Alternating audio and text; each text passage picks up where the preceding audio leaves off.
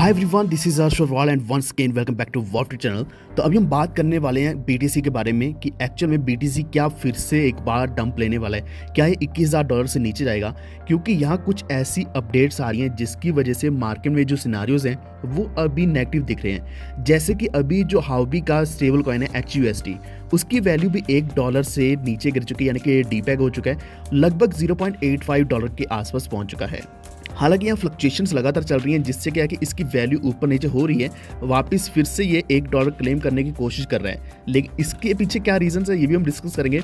और दूसरा ये कि यहाँ जो कनाडा है वहाँ रिस्ट्रिक्शंस लगाई गई हैं कि अगर कोई भी ऑल्ट कॉइन्स को बाय करना चाहता है $30,000 तक ही बाय कर सकते हैं, इससे ज़्यादा ऑल्ट कॉइन्स की बाइंग नहीं करी जा सकती। तो ये हम डिस्कस करेंगे शॉर्ट टर्म एनालिसिस और बीटीसी का, इसी के साथ लॉन्ग टर्म एनालिसिस भी करेंगे, क्योंकि ओवरऑल मार्केट अभी भी बुलिश चल रही है। तो वीडियो आप सभी के लिए इंपॉर्टेंट होगा, लाइक जरूर कर देना। तो आइए सबसे पहले हम HUSD की ही बात कर लेते हैं, यानी कि हॉबी का खुद का स्टेबल कॉइन, जिसकी वैल्यू $0.84 तक गई है। इतना ज़्यादा डीपैग होना बहुत ही बड़ी बात है, क्योंकि जनरली अगर इतनी डॉलर पैरिटी आ जाए, इसका मतलब यह कि या तो उनके पास ऐसे रिजर्व्स नहीं है या फिर प्रोजेक्ट फेल हो रहा है। बहुत लोग आपको बोल रहे हैं कि शायद हॉबी को भी छोड़ देना चाहिए, वहाँ से अपना पैसा निकाल लेना चाहिए, हॉबी एक्सचेंज अभी बिल्कुल खत्म होने जा रहा है। लेकिन ऐसा सच नहीं है, क्योंकि बहुत बड़ी एक्सचेंज है। इसका अगर स्टेबल कॉइन डिपैग हो रहा है तो इसका मतलब ये भी नहीं है कि एक्सचेंज पूरी की पूरी बंद होने वाली है। लेकिन बहुत ही हैरानी वाली बात यह है कि जो हॉबी के ऑफिशियल टेलीग्राम ग्रुप के जो कम्युनिटी मैनेजर हैं, उन्होंने कहा है कि हॉबी ने HUSD को अप्रैल 2022 में अबैंडन कर दिया था, यानी कि इसको छोड़ दिया था। यानी कि उनकी तरफ से भी ऐसी कोई खास केयर नहीं करी जा रही कि अगर इसका डीपैग हो चुका है। लेकिन फिर भी उनका अर्ज यही है कि जल्द से जल्द जो हॉबी कंपनी है वो लिक्विडिटी इश्यूज को सॉल्व करेंगे और इसी के साथ और भी ज़्यादा रिजर्व्स को मेंटेन करके इसको स्टेबल बना लेंगे। जैसे कि अगर हम बात करें ट्रॉन का जो खुद का स्टेबल कॉइन है, जो कि USDD के नाम से है, जो कि पहला डिसेंट्रलाइज स्टेबल कॉइन है, तो उसके रिजर्व्स उन्होंने 200% 300% तक के रखे हुए हैं, ताकि कभी भी इनको ऐसा इशू फेस ना करना पड़े।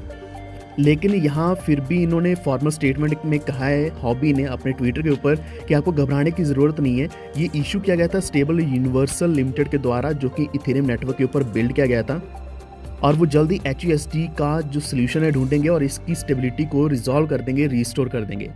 तो जब भी मार्केट में न्यूज़ आती है, इसका इम्पैक्ट तो दिखता ही दिखता है, चाहे वो शॉर्ट टर्म ही क्यों ना हो।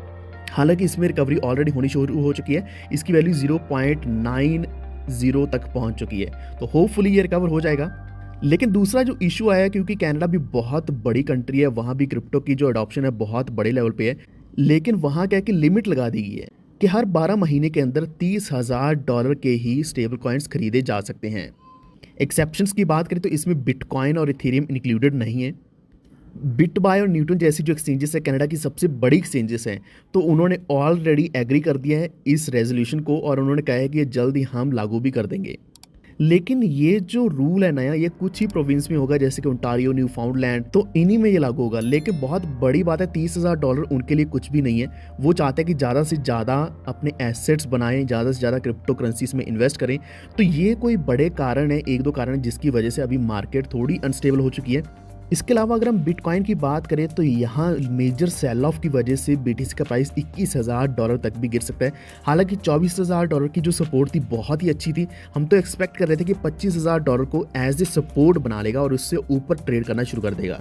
तो यहाँ आप एक चैनल देख सकते हैं, तो एक साइकोलॉजिकल रेजिस्टेंस लेवल था $25,000 का, जो कि ब्रेक होना चाहिए था, लेकिन फेल हो गया BTC इसको ब्रेक करने में।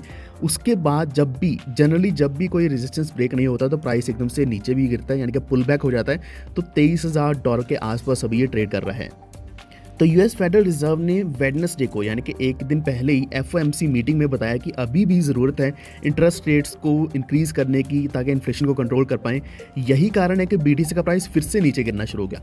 आपको याद होगा कि पिछली जो अपडेट आई थी, जब पता चला कि जो इन्फ्लेशन रेट है कम हुआ है, तो उसकी वजह से BTC का प्राइस $24,000 प्लस जा चुका था और मार्केट रिकवर हुई। इवन इथेरियम का प्राइस भी बहुत अच्छा चल रहा था। लेकिन जैसी नेगेटिव न्यूज़ आई तो उसकी वजह से अभी मार्केट थोड़ा नीचे जाना शुरू हो चुकी है। इसी के साथ अगर हम बात करें इथेरियम की, तो सबसे बड़ा अगर इवेंट कोई आने वाला है जिसकी वजह से पूरी मार्केट रिकवर होगी, तो वो है इथेरियम का जो अभी मर्ज होने जा रहा है। तो इस मर्ज के द्वारा क्या होगा कि इथेरियम जो प्रूफ ऑफ वर्क के ऊपर काम करता है, ये प्रूफ ऑफ स्टेक कंसेंसस के ऊपर शिफ्ट हो जाएगा और इसी से इथेरियम बहुत बड़ा मूल्य लेगा। लेकिन एक चीज़ का ध्यान रखना कि ये इथेरियम का प्राइस जब तक मर्ज नहीं हो जाता, जब तक ये फाइनल सक्सेसफुल नहीं हो जाता, उससे पहले ही प्राइस इंक्रीज होगा। जब ये फाइनल हो जाएगा उसके बाद क्या है कि इथेरियम का प्राइस नीचे गिरना शुरू हो जाएगा, क्योंकि मोस्ट ऑफ द ट्रेडर्स जो बड़े इंस्टीट्यूशंस हैं वो भी र्यूमर से ही पैसा कमाते हैं, और र्यूमर जब एज ए न्यूज़ बन के सामने आ जाता है तब तक वो सेल ऑफ कर देते हैं। तो इथेरियम की हम वेट करेंगे, इसी के द्वारा मार्केट में एक बड़ा पंप आएगा। तो आज के हमारे इस वीडियो में इतना ही, लेकिन अगर आपको कोई भी डाउट है या फिर किसी और कॉइन के बारे में आपको जानकारी चाहिए तो नीचे या तो कमेंट कर दीजिए, या फिर आप हमारे टेलीग्राम के ऊपर आ सकते हैं। वॉफ्ट ऑफिशियल टेलीग्राम चैनल है, वॉफ्ट डिस्कस हमारा टेलीग्राम ग्रुप है, तो यहाँ ग्रुप में आकर आप डिस्कशन भी कर सकते हैं, किसी भी कॉइन के बारे में आप पूछ सकते हैं। अगर आपको ये वीडियो अच्छा लगे तो प्लीज़ लाइक एंड शेयर जरूर कर देना, और हमारे चैनल वॉफ्ट को सब्सक्राइब करके बेल आइकन दबा लीजिए, ताकि आप तक सारे नोटिफिकेशंस आने वाले वीडियोस के सबसे पहले पहुंचे। Stay tuned, stay safe, stay healthy. Thank you so much.